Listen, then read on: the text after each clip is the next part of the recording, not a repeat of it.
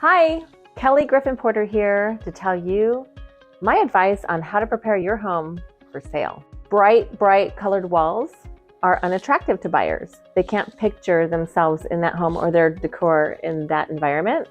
So painting over any colors into a more neutral color is ideal. The next thing is to start packing. So decluttering means different things to different people. Start packing. Imagine your home as if it's a brand new home, like the new home models, and prepare your home like that so people can picture themselves living in it.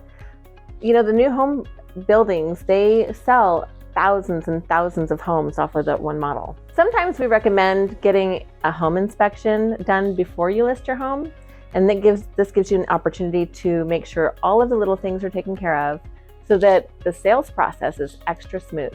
A deep cleaning is ideal. When you do a deep cleaning, it removes odors that you don't even know exist.